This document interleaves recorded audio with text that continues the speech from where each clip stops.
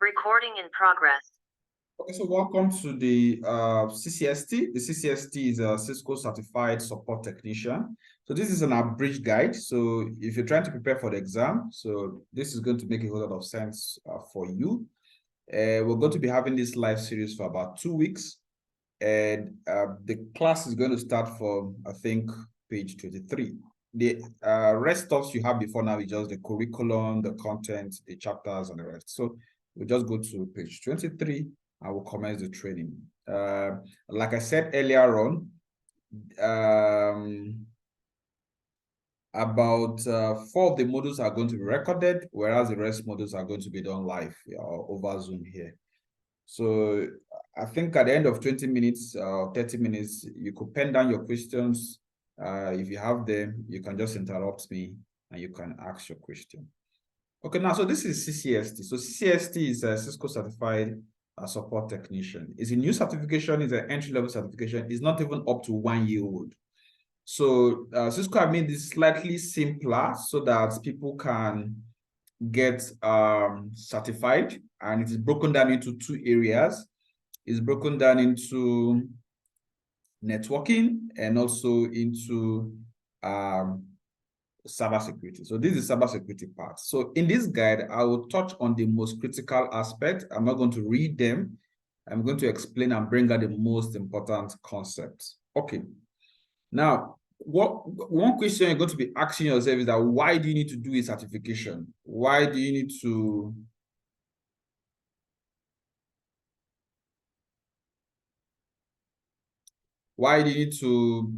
get certified? What's the reason for my getting certified? Why can't I just have my skill and move on? But the thing is that a certification is going to do quite a lot of things for you. A certification is going to prove if you are competent. It's going to prove if you understand, if you have grasp of the content of the curriculum. So Cisco certification is very, very important instrument to show your success, to show that you've actually grasped, you actually understand most of these things. Okay, so understand that it's also going to help validate your skill, your knowledge, and note that this certification is entry level. So it's not an intermediate, it's not an advanced. I think in the introductory class, I talked about the different levels of Cisco certifications. CCST is like the very beginner friendly. Then you have the CCNA, which is the associate level. At times we call it entry level networking. Same thing with CompTIA N+. Then of course you now have CCNP. Then of course you now have CCIE. So this is like entry level. So it shows that at least you understand networks, you understand how it operates, and of course you understand the 3 parts that makes up a network. That is the connecting media, the end devices, and the what's it called again? The connecting devices, the end devices, and of course the intermediary devices, or rather the connectors. So what is connecting my network? The end devices and the intermediary devices. We spoke about that in the intro class. Okay, now tips for the exam. For any of us that are interested in taking this exam, is about $125. We'll discuss this at the end of the program. So I just put a note here. We'll discuss this at the end of the class. So we'll talk about exams towards the end of the training, let's say in 4 weeks' time. So this book covers about 12 chapters. The very first chapter is interconnecting or internetworking. How do we connect one point to the other? A network could typically be used sharing resources, 2 or more devices to share resources. So how do we have one network and add to that network and add to that network and have a means to like share resources across a very large area? So that's what you have in module 1. In module 2, we're going to be looking at TCP/IP. Okay, just a second. Let's have a little pause.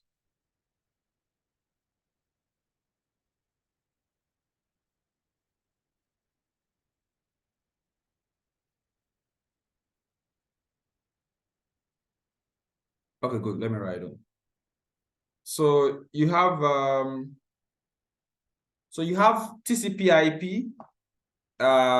That's going to tell us, because that's the backbone of how data is going to move across our network, right?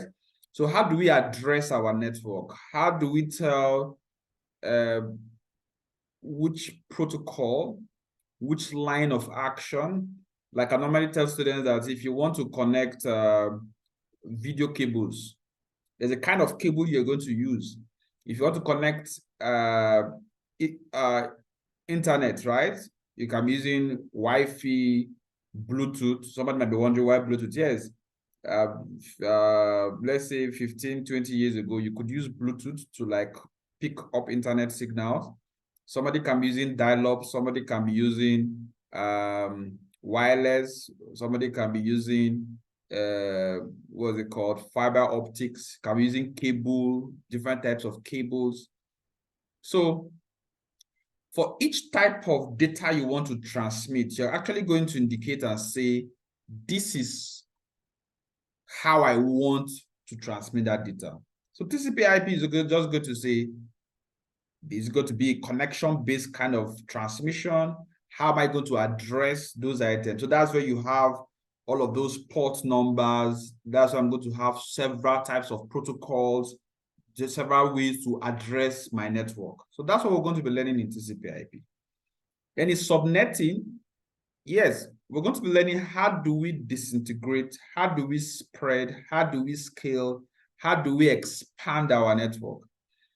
So in module 4, we're going to be learning about NAT.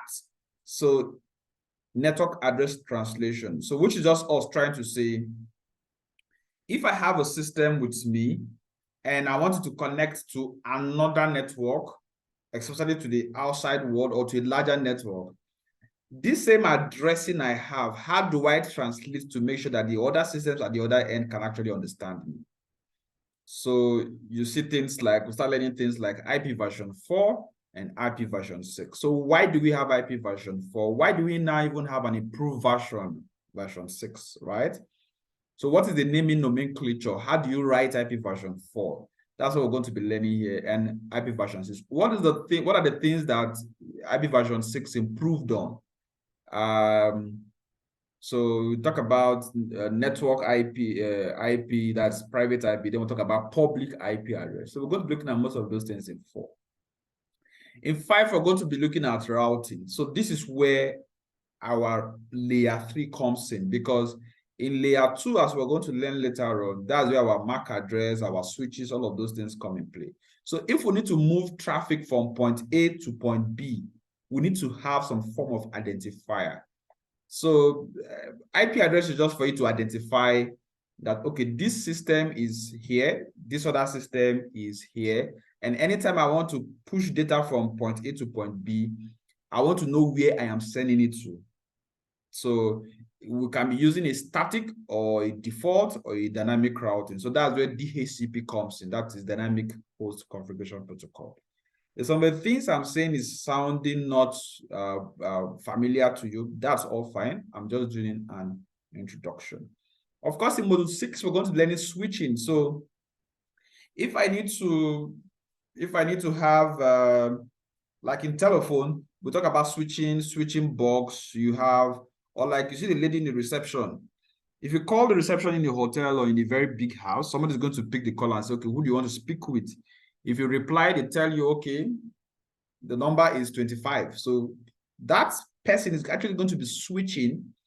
So switching in networking, or a switch rather, is going to do a better job compared to a hub, because a switch is a little bit more intelligent. It can push the traffic and the packets to who needs to get them. Like that lady in that reception, she's going to pick your call. You just call that office. Then depending on the department you want to get to, depending on the PC you want to communicate with, then your information, that data is not transferred. So we're going to learn about switching, collision domain. What do we refer to as collision domain? Because in a hub previously, you just have like a T-junction without a traffic light. Any data that is going to be coming is just going to be, you can have an accident without a traffic light or without a traffic warning. So a switch does a better job by having that kind of pushing traffic, pushing the vehicles to who needs to get them. Of course, that's why a switch is going to work with what we call a CAM table, a content addressable memory, which is going to have, or at times to call it CAM, something that is going to have your MAC address, right? And of course, your IP address, or ARP is going to have with the IP address so that I can know which PC have which MAC address. We're going to see these things, and when we explain them, we're going to practicalize some of them so it becomes very clear. Then, of course, cables and connectors. In networking, you have several types of cables. Then wireless, WPA, WPA2, WPA3. I think there's even 4 and 5 in development currently. So if I'm right, so WPA4, 4 and 5, right? So here we're talking a lot about security. So WPA, it used to be web, WPA, WPA2, then WPA3. So web is not too secured. Then of course you now have yes, this is one of the most earliest web wireless encryption protocol. It's just like saying, if I want to password my router, my Wi-Fi access, or some people say Wi-Fi, which kind of encryption methodology am I going to be using? So the first one is web. Then you have web, WPA. Then you now have WPA2, then have WPA3. Like I said, I think there is WPA4 and 5 in progress. I think I read that sometime. I think it's still in development, right? Someone should just check that out for me and check in the training group. Okay, WPA4 release date. Let's see when it's going to be released.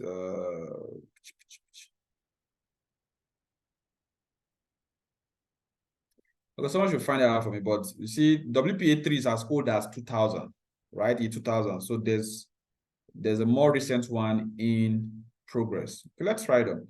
And of course, Cisco devices, because this is Cisco certification. So you have different types of certification. You have a vendor neutral and a vendor centric. So CCST is a vendor centric exam. So it's a Cisco certification. So you cannot run away from understanding the Cisco, the lights, how to know the lights when they are blinking, what they mean. If you have amber, if you have green, if it's stable, if it's blinking, what does it mean? How do you some commands on them? So they're also going to learn